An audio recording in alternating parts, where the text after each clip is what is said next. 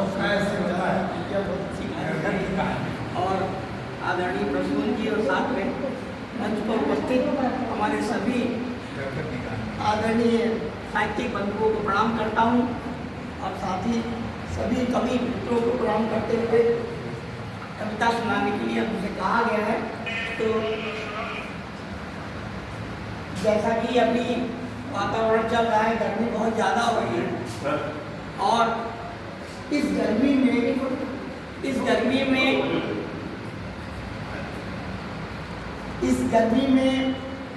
कवियों पर भी काफ़ी असर आता है गर्मी का और उनकी पत्नियों पर भी असर आता है गर्मी का।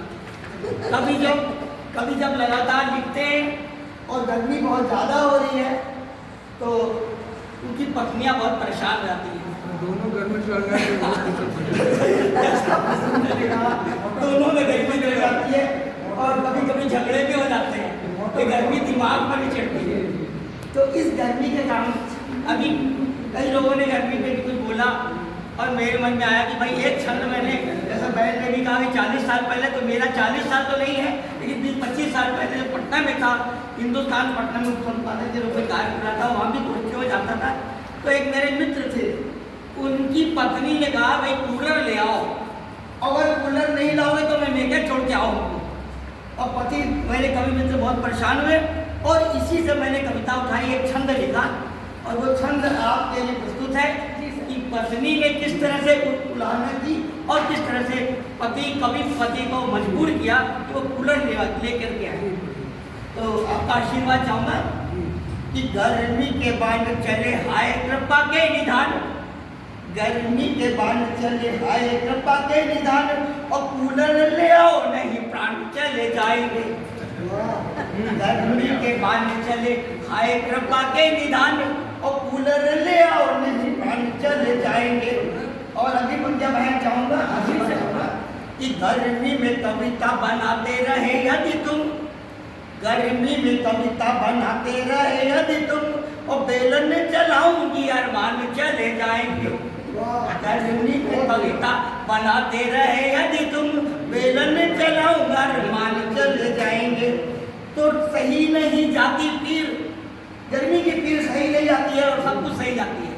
तो सही नहीं जाती पीर हालत गंभीर बनी, सही नहीं जाती पीर हालत गंभीर बनी और मायके हम अपने बिहान चले जाएंगे। सही नहीं जाती हालत गंभीर बनी और मायके हम अपने बिहान चले जाएंगे। और तोड़ दूंगी कलम, चेतावनी भी है कि भाई कविता लिखते रहे तो हमारी जिंदगी बर्बाद मत करो। तोड़ दूंगी कलम जलेंगी तेरी कविताएं, तोड़ दूंगी कलम जलेंगी तेरी कविताएं और भाड़ चूल्हे में तो तेरे तान चले जाएंगे। तोड़ दूंगी कलम चलेंगी तेरी कविताएं और भाड़ चूल्हे में तो तेरे तान चले जाएंगे। गर्मी के बांध चले हाय कृपा के निधान और कूलर ले आओ नहीं प्राण चले जाएंगे।